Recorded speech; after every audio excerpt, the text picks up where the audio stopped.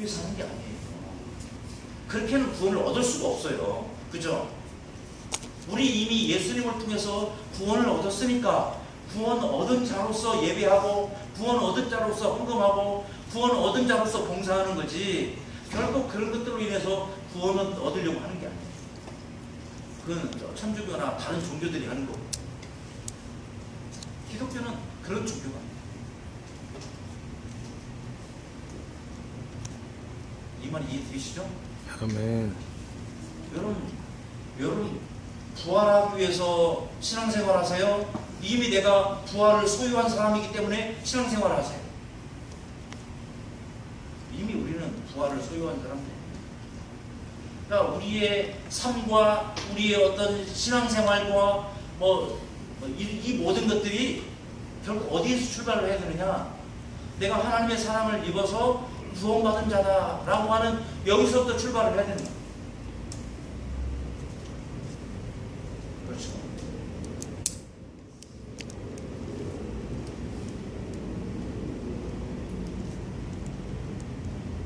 뭐 얘기하다가 그 얘기를 했어요. 제가 반복하는 거. 그래서 그 사람이 우리가 신앙생활을 하는 이유는 뭐냐면, 이미 내가 하나님 나라 백성이 되는 자들로서 하나님의 백성다운 그런 인격을 훈련하기 위해서 신앙생활하는 거예요. 하나님께서 우리를 왜 이 땅에 남겨두셨느냐? 이 땅에 하나님께서 왜 교회를 남겨두셨느냐? 우리가 받은 그 하나님의 사랑, 하나님의 은혜, 그 구원을 선포하기 위해서고, 또 하나는 뭐냐면 우리를 이 땅 가운데서 이 공동체 안에서 하나님의 자녀답게 훈련시키기 위해서. 이렇게 한번 얘기해 볼까요? 여러분, 갓난아이가 태어나면 인간입니까? 아닙니까? 네? 솔직히 얘기해 보세요. 갓난아이가 태어나면 인간입니까? 아닙니까? 네? 인간이죠. 네. 몇 퍼센트 인간입니까? 네? 몇 퍼센트 인간이에요? 100% 인간이죠. 그죠? 100% 인간이에요. 근데 사람 무시를 해요?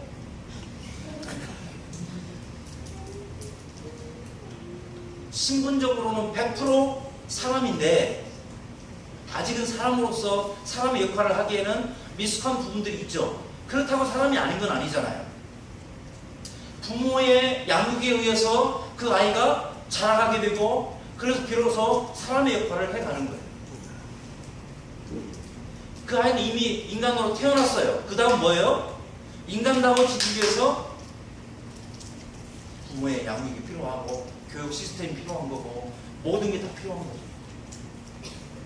우리가 예수를 믿었으면 하나님의 자녀로 중생, 거듭 태어났죠. 본어게인 했잖아요. 그럼 우리가 신분은 하나님의 자녀인데, 구원받은 하나님의 자녀인데, 우리의 상태는 뭐예요? 아주 미숙한 어린아이 상태라는 거예요. 그러면 우리가 구원받은 게 거기서 끝이에요? 그 다음에 뭘 해야 돼요? 하나님의 자녀다운 그런 인격을 연마하기 위해서 우리가 성장해 가는 거예요. 그 성장해 가는 과정에서 주도권을 성령님이 가지고 계시는 거고, 그분이 디모데후서 3장 16절과 또 어떻게 말씀이죠? 보면 하나님의 말씀을 통해서 우리를 교훈하고 책망하고 바르게 하고 의로 교육해서 하나님의 사람으로 온전케 되고, 그 다음에 온전케 된 그 하나님의 사람으로 하여금 선한 일을 감당하게 하기 위함이라 이렇게 얘기하죠. 그죠? 베드로전서 2장 말씀인가? 거기도 그렇잖아요. 이 간단하고 순전한 저진 하나님의 말씀을, 친절하고 신령하고 순전한 저진 하나님의 말씀을 갓난 아이들처럼 사모해요. 왜냐하면 이로 말미암아 구원에 이르도록 자라게 하려 합니다. 이걸 잘 이해하셔야 돼요. 하나님의 말씀은 순전하고 신령한 저진데 그것을 갓난 아기들처럼 사모해요. 왜 갓난 아기들처럼 사모하라고 할까? 어른처럼 사모해라 그래야 막 퉁퉁퉁퉁 먹는. 여러분, 갓난 아이들에게 있어서 이 젖은 어떤 의미가 있어요? 이건 생명이에요. 죽느냐 사느냐의 문제예요. 갓난 아이들한테 엄마가 분유 타줄게, 이 초콜릿 먹고 조금만 기다려? 그러면 애들이 기다려요?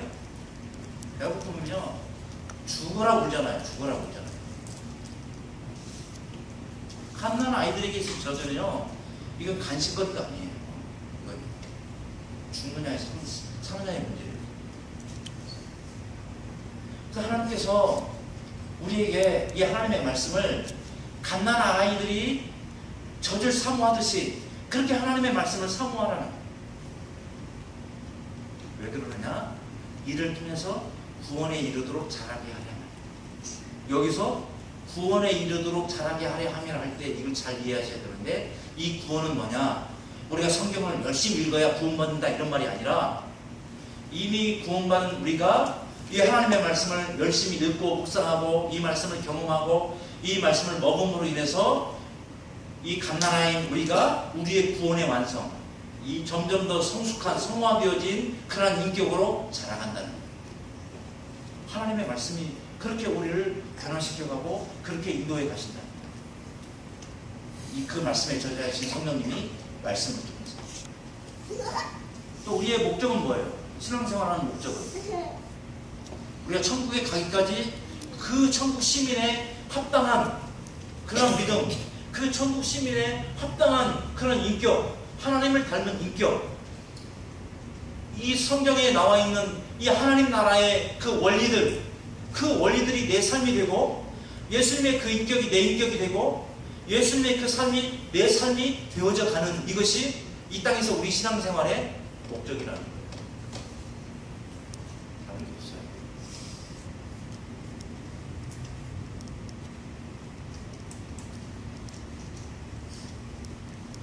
그래서 성경을 읽는데 어떻게 읽을 것이냐?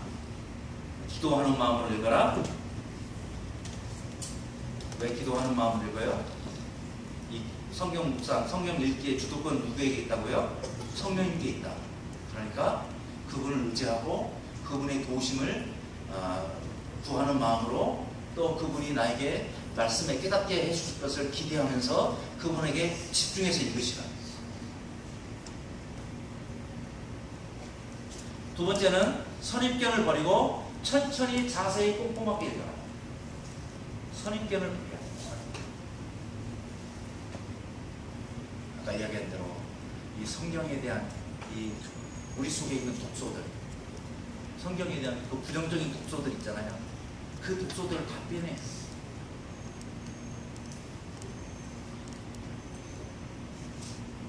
작년 8월 달에 욥기서를 묵상했는데요. 어떤 분이 그런 얘기를 해요. 욥기나 선지서들 묵상할 때 대부분 그런 얘기 하는데, 하도 심판 이야기가 많이 나오니까 무서워서 성경을 읽지 못하게 돼요. 특히 욥기서를 묵상할 때 욥이 당한 그 무시무시한 그 고난이 나에게 올까봐 성경을 읽는데 갑자기 성령님이 너도 이 고난을 받아라 그럴까봐 무서워서 욥기서를 묵상하지 못하게 되는 거예요. 아니, 욥의 그 고난은 욥 정도의 믿음이 되는 사람들한테 하나님이 허락하시는 거지, 집사님 정도의 믿음한테는 하나님이 별거 허락하지 않으시죠. 그쵸? 여러분 1장에 보세요. 마귀가 물어보지도 않았는데 하나님이요, 이 욥의 믿음을 너무 자신있게 너무 자랑스러워하면서 이 마귀에게 욥의 믿음을 막 칭찬하고 자랑하거든. 그러니까 이 욥이 버거울 수 있고 아플 수 있지만 이 시험을 이겨낼 수 있는 믿음을 가지고 있다고 하나님이 인정하신 거예요. 그러니까 욥에게 그런 시련을 허락하신 거예요. 그리고 하나님은 그뿐만 아니라 우리가 시험 당할 즈음에 피할 길을 내서 우리에게 그것을 이기게 하시는 거죠. 그냥 그런 무섭다, 어렵다, 이건 너무 쉽다, 너무 잘한다, 이런 선입견들을 버려야 된다. 왜냐하면 그 선입견이 있으면 집중할 수가 없기 때문에 집중할 수 없죠. 자, 이렇게 계속 집중을 강조하죠. 집중. 그 다음에 천천히 자세히 꼼꼼하게 읽어야 된다. 이건 이따가 한번 제가 본문 하나 가지고 어떻게 자세히 꼼꼼하게 읽을 것인가를 이야기를 하도록 하고요. 그 다음에 생각하며 읽는 것도 마찬가지고 소리내어 읽는 것도 마찬가지고 그리고 여러 차례 반복해서 읽는 것도 마찬가지입니다.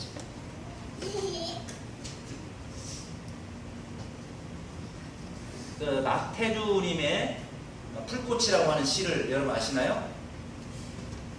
네? 자세히 보아야 아름답다. 오래 보아야 사랑스럽다. 너도 그렇다. 여러분 이게 나를 두고 하는 말인 것 같다. 그런 사람도 있을 것이고 나를 두고 하는 말은 아니네. 이렇게 생각하는 분도 있겠죠. 자기를 뭐 오드리 헵번으로 생각하는 사람들은 나는 딱 봐도 내 미모가 눈에 띄니까 뭐 자세히 볼 필요도 없고 오래 볼 필요도 없는 거예요. 근데 나는 오드리 헵번은 아니고 오드리 될 뻔이다. 그러면 몰라서 그렇지 나는 자세히 보고 오래 보면 매력 있는 사람이야. 내 진가를 알 수 있을 거야. 이렇게 생각하겠죠. 근데 성경은 어떻게 읽어야 된다고요? 자세히 보고 오래 봐요. 자세히 천천히 자세히 보고 그 다음에 몇 번 반복해서 오래 봐요. 고은, 저는 고훈이고 고은님의 그 꽃이라고 하는 시가 있죠. 뭐예요? 내려갈 때 보았네, 올라갈 때 보지 못한 그 꽃. 올라갈 때는 못 봤는데 내려올 때 보다 보니까 보이는 거예요. 그래서 성경을 반복했을 거예요. 처음 읽을 때 이해가 안 된 게 두 번째 읽다 보면 이해가 되고 두 번째까지도 이해가 안 된 게 세 번째 읽을 때 이해가 되고 세 번째 읽을 때 깨달음이 없었는데 네 번째 읽을 때 성령님이 깨닫게 해주시고 그래서 반복했을 거예요.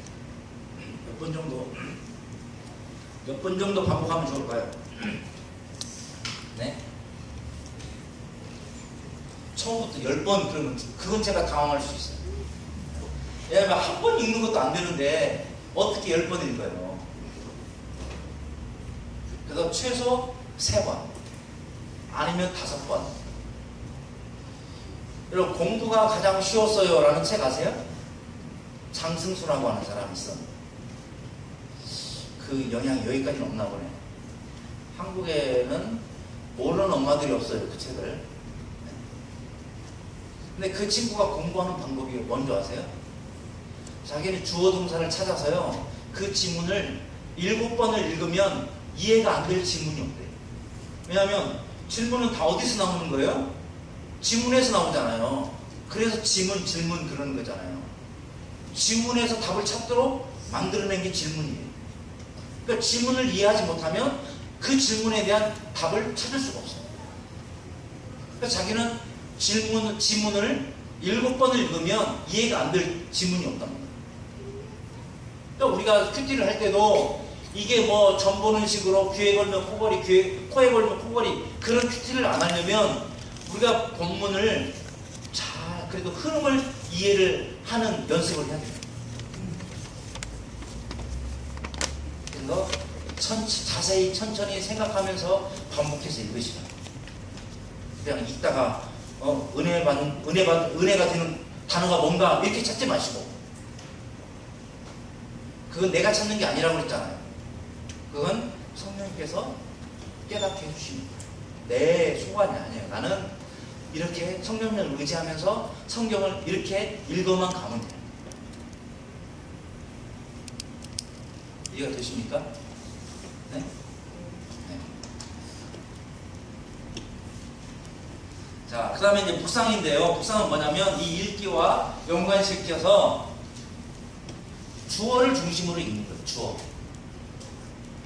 주어가 하나님일 수도 있고 예수님일 수도 있고 성령님일 수도 있고 등장인물일 수도 있고 사건일 수도 있고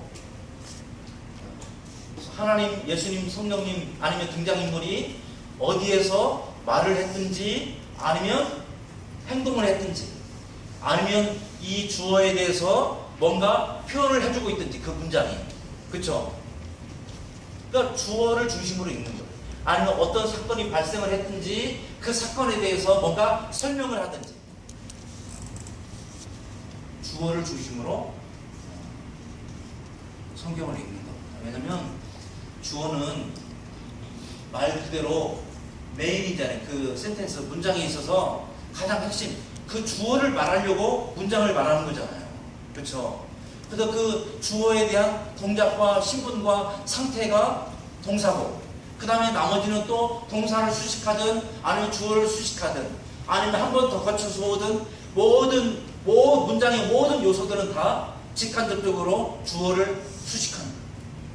그러니까 딱 주어만 찾고 그 주어에 대해서 어떤 단어들을 기록해 놨는가, 주어가 누구에게 어디서 뭐라고 말을 했고 행동을 했고 그래서 어떻게 되었는가, 이런 식으로 성경을 이게 생각하면서 읽으시라는 거예요. 생각하면서. 생각 없이 읽지 마시고.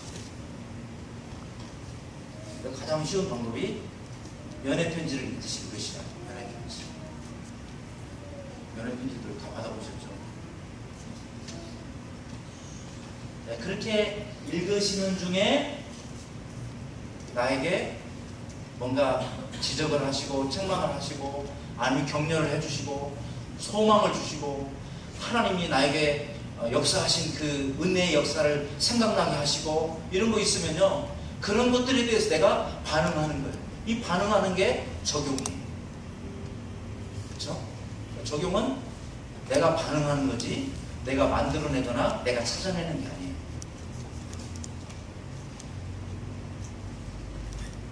그렇게 있는 가운데 그렇게 뭔가 깨닫게 하시고 은혜를 주시면 그거를 반응하는데 어떻게 반응해요?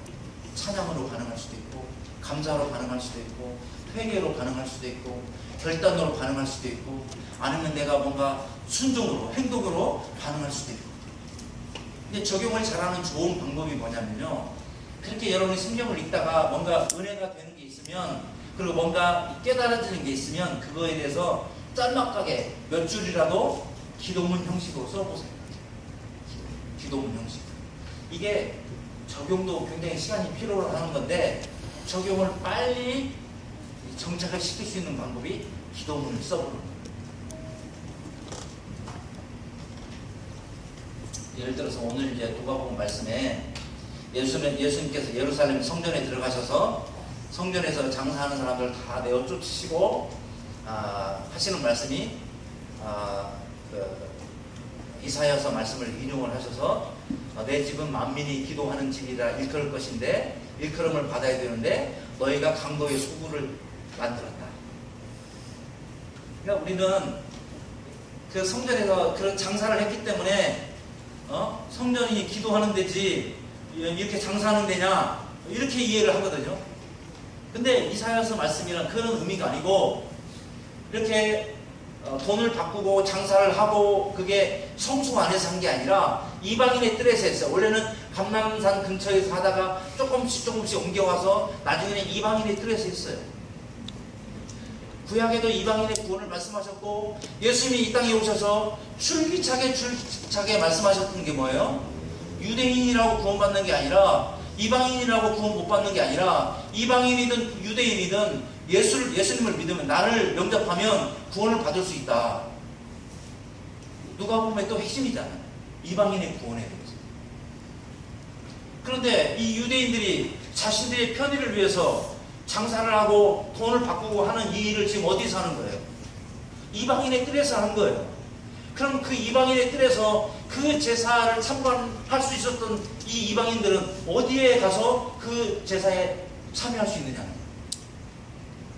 예수님 그거 말씀하시는 거예요.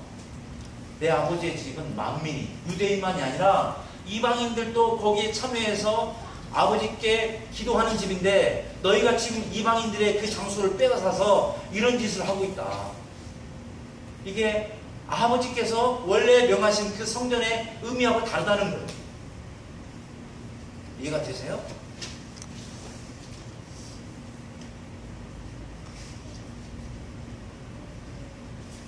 그렇게 적용을 하고요. 것을 적용을 할 때 그걸 실천한다는 게 쉽지 않습니다. 정말이에요. 아니 나한테 뭔가 좋은 게 생겼어요. 근데 내가 말씀을 묵상하는 중에 성령님께서 너무 분명하게 그거에 대해서 욕심내지 말 것에 대해서 말씀해 주세요. 그 욕심 내려놓는 게 쉽겠어요? 제가 대전에 사역할 때 갑자기 그 회관을 옮겨야 됐어요. 사무실을. 근데 갈 데가 없는 거예요. 근데 그때 당시 이제 막 전세에서 월세로 대부분 이렇게 전환되는 시점이었거든요. 근데 우리는 월세는 낼 수 없고, 그러나 기존에 그 전세로 있었던 곳이 있었기 때문에 전세는 되는데 월세는 안 되는 거예요. 근데 미랄 그 복지재단에서 저희 이사이셨는데 전화가 왔어요. 자기들이 엑스포공원 위에 어느 예배당, 교회가 예배당을 지으려고 땅을 사놨고 그 옆에 일식집까지 사놨는데 더 이상 그 교회가 큰 교회니까 땅 확보가 안 되어서 그 땅을 팔았는데 어디에 팔았냐? 이 미랄 복지재단에 파는 거예요. 그러니까 저희한테 있는 돈만 가지고 와서 써라. 제가 가봤어요. 그 다음에 갔는데요. 너무 좋은 거예요. 그 교회가 예배당을 지으려고 그 땅에다가 미리 건물을 지었는데 고등부 예배 드릴 수 있도록 강의 장소로 쓰기에 너무 좋은 거예요. 그리고 일식집 건물을 샀는데 거기는 그 사람들이랑 우리랑 사무실 공간으로 쓰기에 너무 좋고, 그 다음에 마치 그 건물의 주차장인 것처럼 공영주차장이요. 굉장히 많은 그 차량을 댈 수 있는 공영주차장에 아스팔트가 쫙 깔려있고 흰색 주차선이 다 그어져 있는 너무 좋은 공간입니다. 너무 좋다. 위치도 엑스공원 뒤니까 둔산동, 전민동, 신성동, 노은, 저기 어은동, 거기서 오기 접근하기도 좋고. 그런데요, 그 다음날 제가 말씀 묵상하는데 영원히 구원치 못할 것을 의지하지 않아요. 제가 본문 정확히 기억은 못하겠는데 제가 그 다음날 가서요 얘기를 했어요. 저희가 여기로 올 수 없겠다. 여러분이라면 저의 그 결정에 대해서 어떻게 생각하시겠어요? 바보. 돈도 없고 월세로 가야 되는데 월세 낼 돈도 없고, 아니 있는 그 돈만 가지고 와서 여기서 같이 쓰자는데 이렇게 좋은 환경을. 그랬는데요, 몇 개월 지난 다음에 어떤 소식이 들어왔냐면 그 안에 두 단체가 있었는데 미랄 복지관과 미랄 선교단이 둘이 좀 갈등이 있어서 헤어지게 됐고, 결국 그 미랄 복지관도 원래 자기들의 거기로 들어갔대요. 만약 우리가 거기 있었다면 어떻게 되겠어요? 무서운 꼴이 되거든요. 제가 이런 간증, 이런 예를 이렇게 하면 시간이 많이 가니까, 아무튼 이 적용을 하는 데 있어서 쉽지 않다. 순종하는 게. 진짜 믿음이 있어야 순종하는 거예요. 하나님을 신뢰할 수 있어야 순종하는 거예요. 가라 그랬을 때 내가 하나님을 신뢰하는 그게 있어야 갈 수 있는 거예요. 가고 싶은데 가지 마라 그러면 하나님을 신뢰할 수 있어야 내가 포기하고 안 갈 수 있는 거예요. 어떤 신뢰예요? 하나님은 항상 우리에게 가장 좋은 것만 말씀하십니다. 하나님은 결코 실수하지 않으시고 실수하실 수도 없고 실수하셔서도 안 되는, 항상 하나님의 뜻은 로마서 12장 말씀처럼 선하시고 기뻐하시고 온전하신 하나님의 뜻이다. 이 전제가 있어야 순종할 수 있는 거죠. 그죠? 야, 시간이 많이 갔으니까 출애굽기 34장 한번 보겠습니다. 20분 남았네요.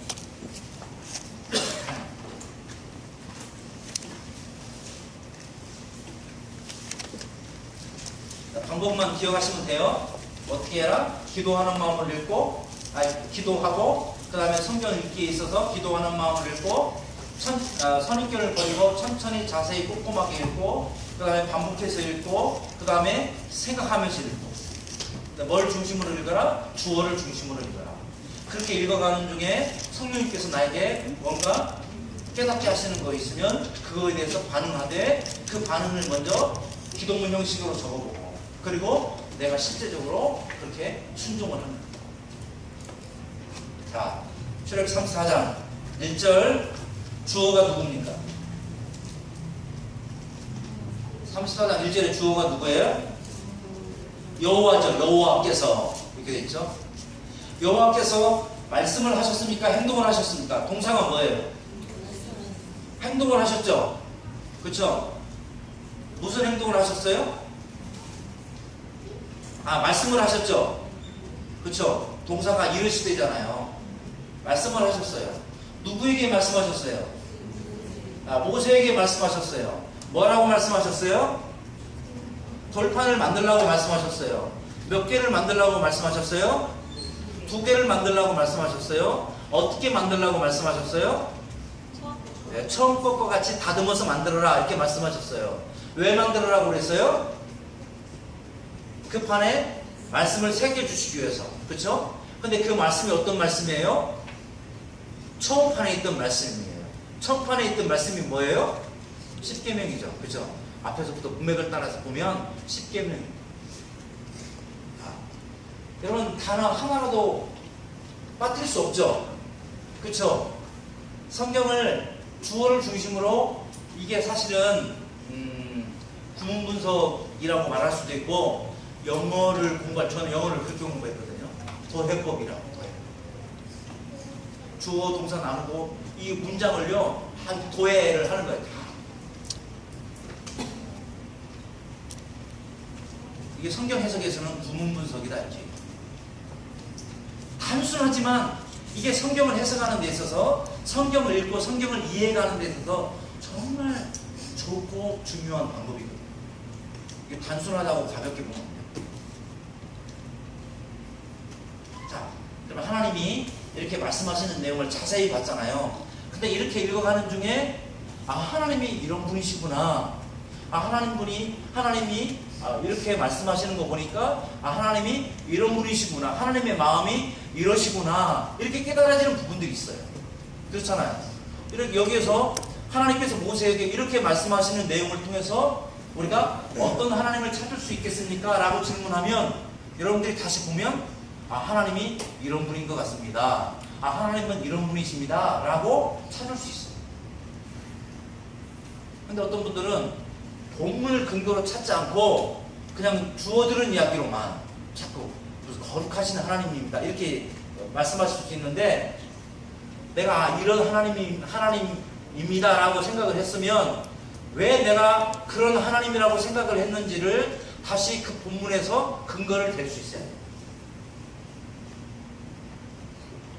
초신자들도요 이렇게 성경을 읽어가다가 하나님이 이런 분이구나 라는 사실을 깨달으면요 그 삶이 뒤집어진다니까요. 이건 영원히 지울 수 없는 여러분 정말 그 인생에 이 뚜렷한 뭐라도 지워낼 수 없는 이 어떤 하나님에 대한 이미지를 딱 박는 거예요. 저는 초신자들이 이렇게 성경을 읽으면서 하나님이 어떤 분인가를 알아가고 체험해가고 그 하나님에 대한 신앙을 고백하는 그런 분들을 많이 봤습니다. 저도 마찬가지예요. 저도 그렇게 예수님을 인격적으로 만나요.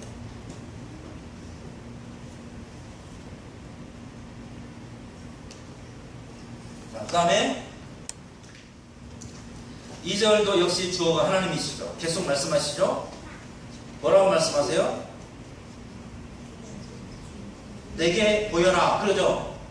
내게 보여라 라고 말씀하시잖아요. 어디에서 보여라 라는 말은 무슨 말이겠어요? 만나자 그 말이잖아요. 어디에서 만나자? 시내산 꼭대기에서 만나자. 그런데 시내산에 올라와서 시내산 꼭대기에서 만나자. 그런데 언제 만나자? 아침에 만나고 올라올 준비는 언제 해라? 아침까지 준비해라. 미리 준비하라는 거죠. 미리 준비하고 그 다음에 아침에 일어나서 시내산 꼭대기에 올라가서 시내산이 2000 몇 미터일 겁니다. 아마 2000 몇 미터. 여러분 보세요. 모세가 2000 몇 미터인 시내산을 올라가는 게 힘들까요? 여러분이 침대에서 책상까지 2m를 옮겨가는 게 힘들까요? 네? 아니 2m밖에 안 되는데 왜 이렇게 멀고 힘들고 참 옮겨가기가.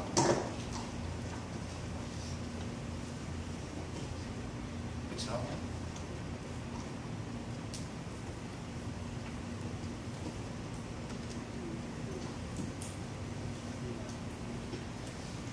그 다음에 3절 계속해서 말씀하세요. 너 혼자 봐라 그거죠. 아무도 너와 함께 오르지 말며 온 산에 아무도 나타나지 못하게 하고 양과 소도 산 앞에서 먹지 못하게 해라. 왜 그러셨겠어요? 모세와 단둘이 만나고 싶으신 거예요. 그리고 이미 이스라엘 백성들이 금송아지 사건으로 인해서 죄를 범했기 때문에 이스라엘 백성들이 하나님 그 죄 때문에 하나님 앞에 가까이 오지 못하게 하십니다. 하나님 죄를 싫어하시니까 죄와 하나님이 같이 있을 수 없습니다.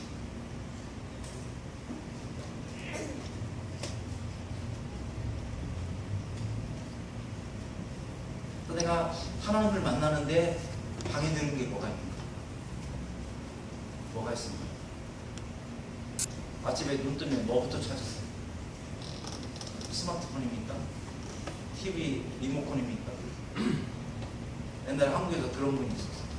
큐티 하려고 딱 아침에 일어나면 항상 이렇게 현관에서 신문을 주워들어서 이렇게 소파에 앉아서 신문을 보는데 큐티 하겠다고 결심을 하고 나서는 큐티부터 하겠다. 신문 이제 쳐다보지도 않고.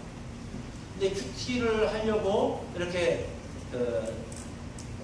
앉아 있는데 자꾸 그 신문이 눈에 아른거리더라고요. 그래서 하나님 내가 신문을 집어만 오겠다. 근데 집어왔는데 어떻게 됐겠어요? 결국 다시 신문.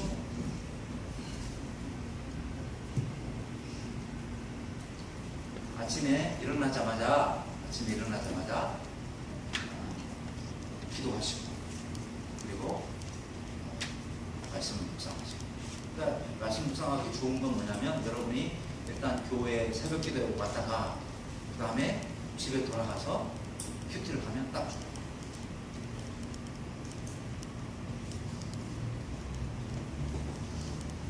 자, 4절의 주어는 누굽니까? 모세죠. 그렇죠?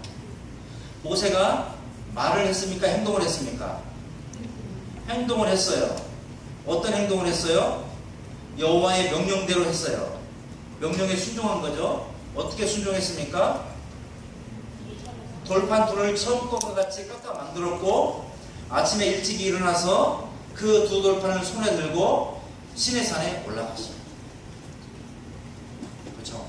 아까 하나님이 주어일 때는 하나님이 말씀하시는 것과 행동하는 것과 그 다음에 그 반응과 하나님에 대한 묘사와 이런 것들을 통해서 하나님이 어떤 분인가를 묵상했지만 이렇게 등장인물이 주어로 나올 때는 등장인물의 그 말이나 행동을 통해서 우리가 교훈을 받는 거예요.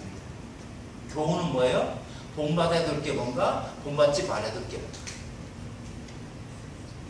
그러면 이 모세를 통해서 우리가 받을 수 있는 교훈이 뭐겠습니까? 일단 전체적인 원리로는 순종이죠.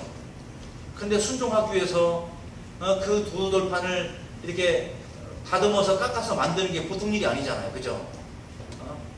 얼마나 정성이 거기 들어갔겠습니까? 힘을 쓰고. 그러고 피곤했을 때인데 아침에 일찍 일어나서 그것도 그 시내산을 올라가는데 그 두 돌판을 들고 얼마나 무거웠겠어요. 그게 이게 순종의 과정이에요. 순종의 과정이 쉽지 않다는 거예요. 근데 그렇게 있는 가운데 내가 맡은 일에 대해서 참 힘들다고 하기 싫다고 이런 마음을 먹었던 분들에게 성령님께서 그 마음을 고쳐먹으라고 이 모세의 이 행동들을 통해서 우리에게 깨닫게 하실 수 있어요. 내가 하는 게 아니라 그러실 수 있다는 거예요. 그러겠죠? 아멘. 그 깨닫게 하는 거는 우리가 할 수 없어요. 우리의 상황을 너무나 우리의 외적인 상황뿐만 아니라 숨겨진 내면까지도 성령님이 너무나 잘 아시기 때문에 우리에 대해서 그만큼 잘 하시는 분이 없는 거예요. 성령님이. 기가 막혀요. 그래서 순종하면 항상 결론이 그거예요. 무릎을 치면서 하나님 역시 정확하시고, 그때는 내가 도무지 이해가 안 됐고, 그때는 도무지 내가 그걸 받아들일 수 없었고, 그때는 내가 그렇게 하면 손해고 그렇게 하면 죽을 것 같았는데 하나님이 말씀하신 대로 순종하니까 그게 아니라는 거예요. 하나님이 진짜 정확하시구나. 하나님은 내가 나에 대해서 아는 것보다 하나님은 나에 대해서 더 잘 아시는 거예요. 그리고 아까 전제가 있죠. 하나님은 항상 우리에게 유익, 최상의 유익을 말씀하십니다. 그러니까 내가 이해가 안 돼도 그런 하나님이라는 믿음이 있으면 순종할 수 있는 거예요. 근데 막상 순종하고 나면 그게 아닌 거예요. 하나님 진짜 크시고 얼마나 놀라우시고 얼마나 위대하시고 얼마나 멋지시고 얼마나 신실하신 분인가를 내가 경험하게 되는 거예요. 그렇게 경험하면 하나님이 그 다음에 또 말씀하실 때 내가 순종하지 않겠어요? 순종하는 거죠.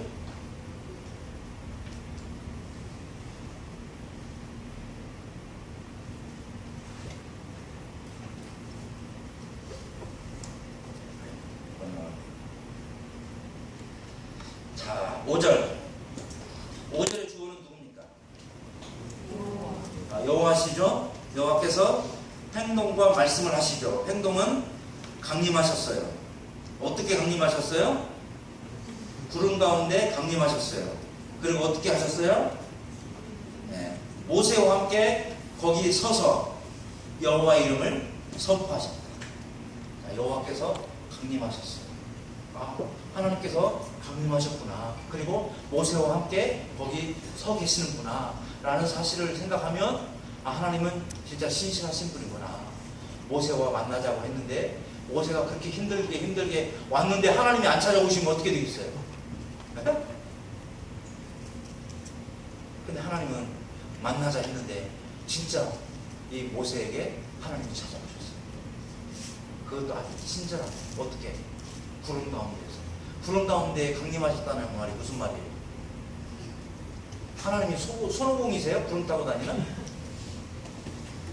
하나님은 영이시니까 볼 수 없어요. 그러니까 하나님이 거기 임재해 계시다는 사인으로 이런 구름이나 불이나 번개나 천둥이나 지진이나 이런 현상들이 나타나요.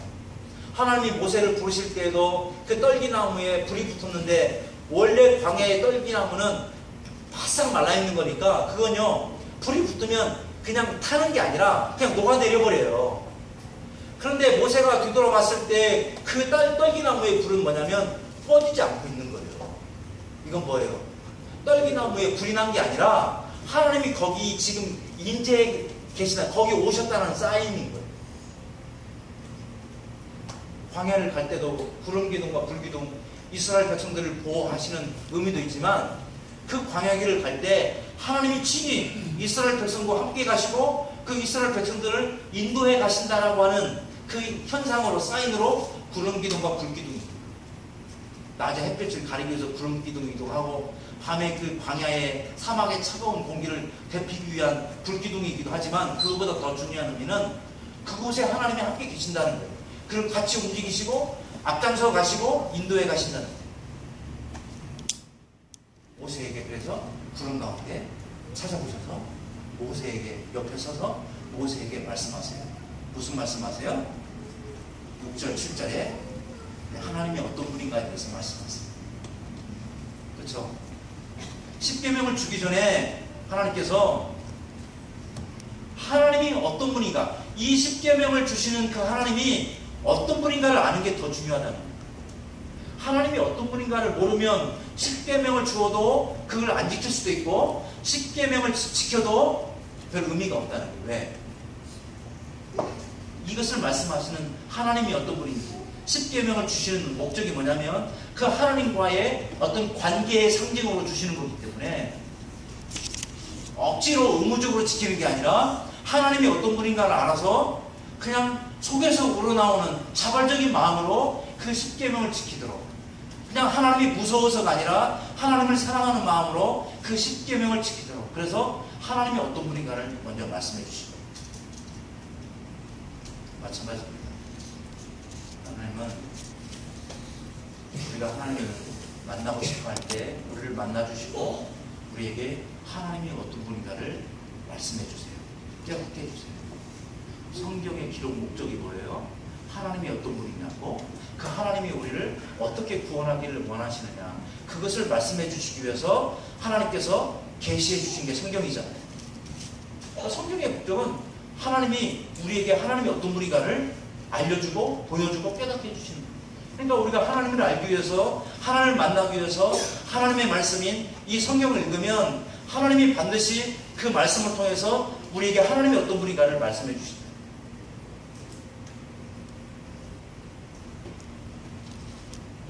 제가 대전에 있을 때요, 이런 일이 있었어요.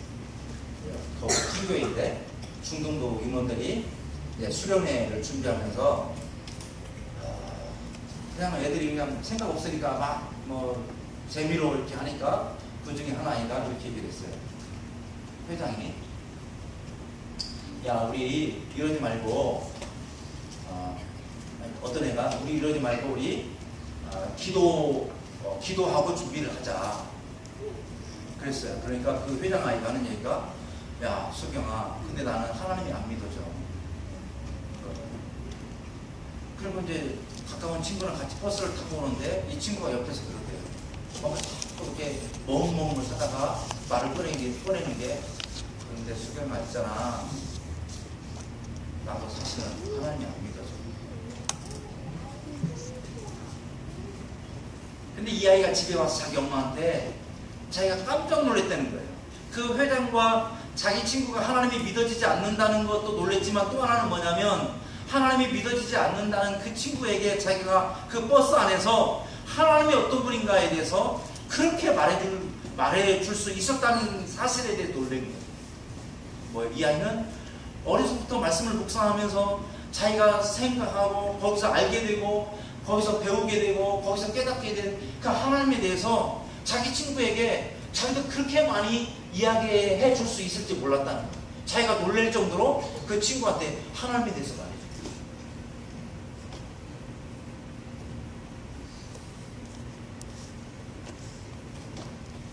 그러니까 8절 주어는 누굽니까? 모세죠? 모세가 8절에서는 행동을 했죠? 어떻게 행동을 했어요? 급히 땅에 엎드려서 경배했어요. 한번 생각해 보세요. 급히 땅에 엎드려서 경배한 그 모세의 마음이 어땠을 것 같고, 모세의 행동이, 급히 땅에 엎드리는 그 모세의 행동이 어땠을까? 하나님을 만나고 하나님이 어떤 분인가 그 음성을 들은 이 모세의 반응이 어땠을까? 한번 생각을 해보세요.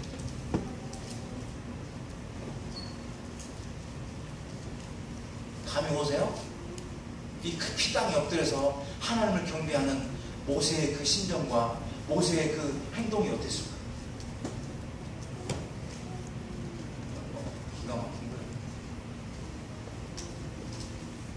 지금 딱 생각나는 게 있는데, 저희가 회관을 외국 옮기고 나서 그때 이제 느헤미야서를 묵상할 때인데, 제사장들이 자기 집 앞에 그 성벽을 이렇게 재건하는 데 하고 맡아서 자기 집 앞을 이렇게 맡아서 하는데, 제사장들이 솔선수범하고 가난한 사람들은 혼자 할 수 없으니까 몇 사람이 이렇게 묶어서 해요. 근데 내가 물론 제사장은 아니지만 그래도 그 책임지고 하는 사역자니까 내가 먼저 솔선수범 해야 되겠다 하고, 내가 세미나용 테이블을 몇 개, 하나님이 저에게 물질적인 걸 요구할 때 항상 그 기준이 있거든요. 했어요. 그리고 월요일 날 되었는데 그 내용이 계속 되어지는데, 월요일 날 아침에 비가 굉장히 많이 오는데 우리 청년 모임에 휠체어를 타고 다니는 형제가 있어요. 2다리를 타고 있어요. 전화가 왔어요. 목사님 어디 계세요? 집에 있는데. 왜? 그랬더니, 목사님 성서윤년에 혹시 빔 프로젝트가 필요하지 않으세요? 우리는 캠프도 하고 그러니까 필요하지. 그런데 왜? 그랬더니, 사실은 제가 적금을 넣었다가 이제 만기가 됐는데 이걸 어디다 쓸까 하다가 성서윤년에 이게 필요할 것 같아서 이거 내가 기증하려고요. 그때는 굉장히 비쌌거든요. 그렇게 썩 좋지 않은 것도 300만 원 받게 됐습니다. 그래서 내가 말렸어요. 형제 그러지 말고 그 적금 탄 거 잘 이렇게 관리했다가 형제 결혼할 때 쓰라고. 그렇잖아요. 그 보험하는 형제인데 그거 외에는 할 수 있는 게 없잖아요, 이 형제가요. 그러니까 어렵게 해서 적금을 부은 건데 제가 그걸 어떻게 봐요? 그러지 마요. 그랬는데 그날 비가 진짜 억수같이 왔거든요. 저녁에 전화가 왔어요. 목사님 잠깐만 내려와 보세요.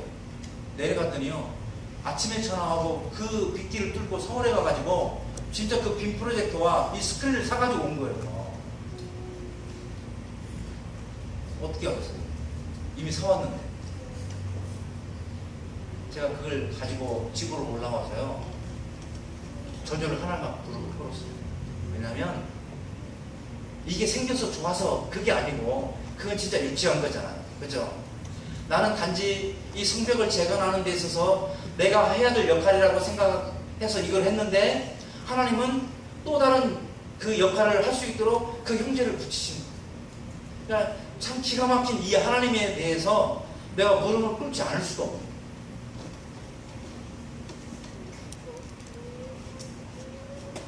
그러니까 모세가 9절에 기도하잖아요. 그죠?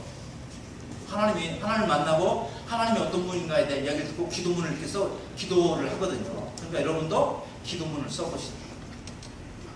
그 다음에 10절에 언약, 약속을 주면 그 약속은 신뢰하고 받아들이면 되고, 그렇죠? 그 다음에 11절에 명령은 어떻게 하면 돼요? 삼가, 기억해서 지키면 되는 거예요.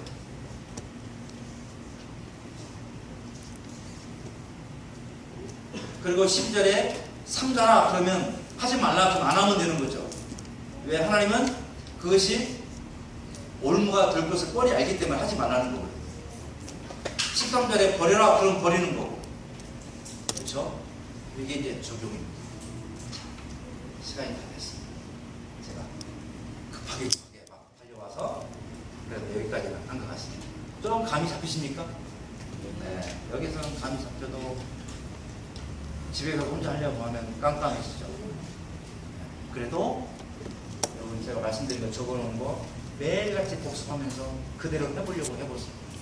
하다 보면 어느 순간 이게 습관이 되고 성경에 대한 눈이 열리고 성경이 뭔가 은혜